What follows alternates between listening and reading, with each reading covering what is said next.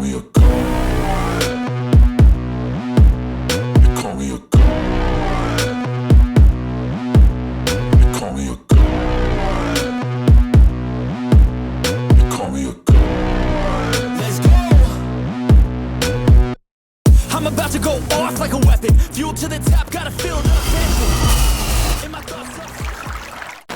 Welcome back, everybody. Hit that like, hit that subscribe, comment down below. Let me know what you think. I hope everyone had a safe 4th of July and you're waking up this morning, maybe with a little bit of a hangover. Whatever it is, I'm glad you are watching this video. So today we're going to be talking about Tua Tagovailoa. Tua Tagovailoa, I think at this point is now, I mean, this is how the media goes, bro. I mean, this is honestly just how it goes for just the news in general, but for the Dolphins, it seems to be that the news is starting to kind of give us a little bit of recognition behind certain things. And whether that be because we actually made good moves and people are making good progress, or whether that just be because it's their new narrative to hype up the Miami Dolphins instead of talk junk about them.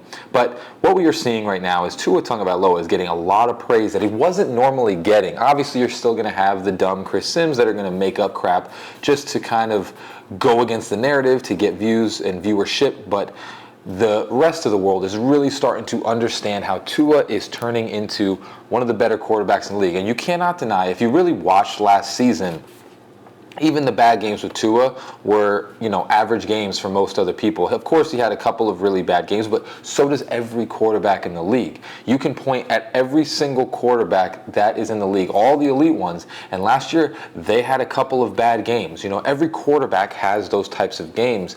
None of them had just perfect 3-touchdown, 300-yard games every single game they had.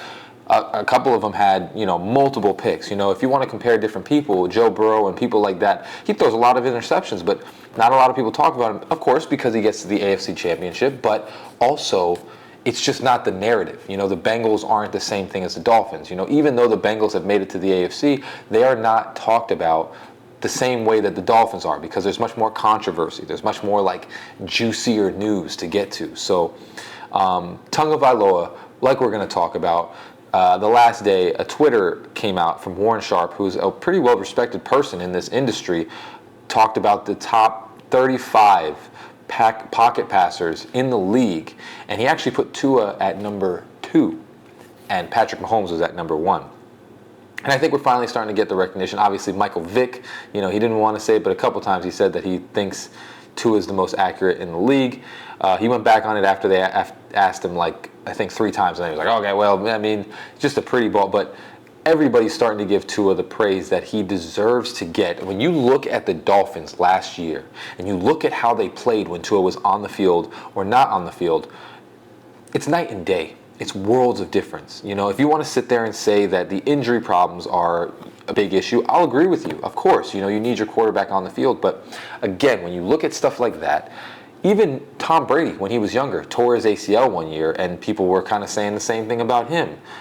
I think when you have to put into account the injury situation, that's fine. But if you are going to sit there and say he sucks as a quarterback, I know Skip Bayless says, Nerf gun arm, whatever he wants to talk about. I mean, these people know nothing. They just trying. You have to understand that these people are trying to get controversy to build up their media profile. That's what gets views. When you say something insulting and somebody has to back it up, or when you say something controversial, that is what viewership comes from. Obviously, if you say something that's just good, most of the time people aren't going to watch the same thing as if you were to say something against a person that people have strong beliefs for, or a topic that people have strong beliefs for. So now I think what we're starting to see is, again, when you see Tua, and you even look at his stats, you can check everything, PFF, you can check all of it, yards per attempt, longest deep pass. I mean, I think if you watch this channel for a while, I've gone over a lot of different stats that prove that Tua Tagovailoa, one, doesn't have a Nerf gun arm, because he was basically the best deep passer in the league last year, honestly, for me, yes, there were some balls that were hard to get. But if you look at the players that he has, even Patrick Mahomes has underthrown Tyreek Hill sometimes. The guy is so fast that it's hard to judge where to put the ball. And sometimes, if you're getting rushed, like the way that Tua was, throwing the ball when it is, which, again, he had a bunch of passes last year that were on the money to Tyreek Hill, that were just right in the breadbasket. But there were a couple that were, not thrown completely 100% correct. But Patrick Mahomes has done the same thing. Josh Allen has done the same thing. All these elite quarterbacks, Joe Burrow has done the same thing. All these quarterbacks have done the same thing. It's just Tua obviously is controversial. He's the #1 jersey seller in the league. So again, he gets all the media attention. But if you watch what he did last year, and you watch, or even look at the stats, whatever you want to do, if you just watch Tua playing last year, it's crazy. It's just the narratives that they create. I mean, you watch the games and you see him, and it's just, he's doing the exact opposite of what everybody says.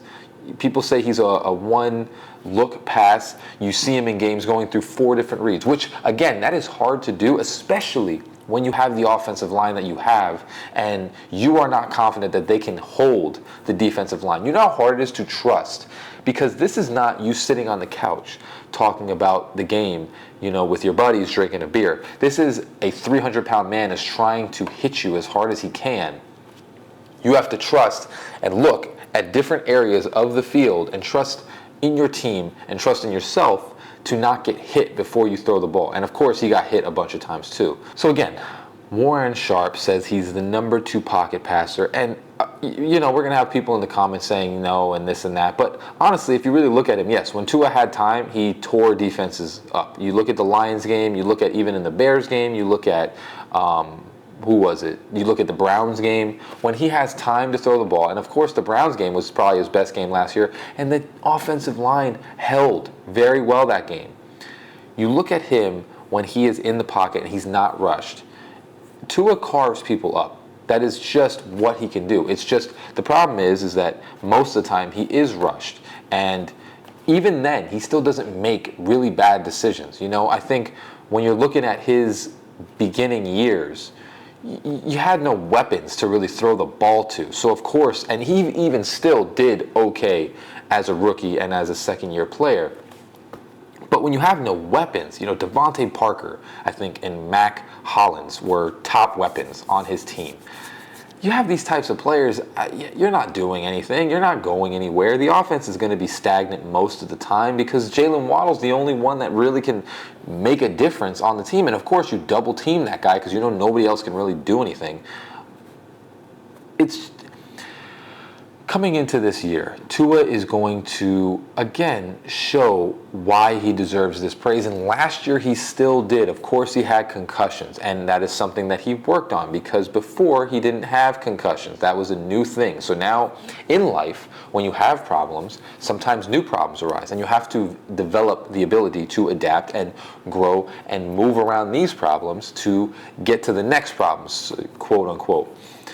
This was the new problem for him, that the concussions were happening because he was taking too many hits.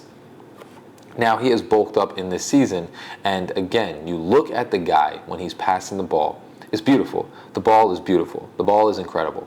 And I think he's starting to get the recognition that he deserves because the guy really just, I've never seen a football player like this that dedicates himself, no drugs, no alcohol, no partying, no none of that, and just works every day, is a Christian man, has a wife and kids, just a pure holy guy, and people hate on him so much.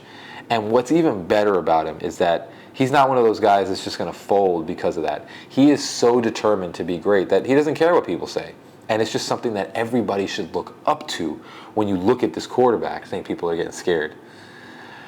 Just wanted to make that quick video. Let's talk about Tua a little bit. Haven't talked about him for a little while, so I figure we can bring him back up. He's my favorite player on the team right now. So honestly, just wanted to talk about it for a little bit, give him a little love. But as always, hope you have a great rest of your day. Fins up, baby. Peace.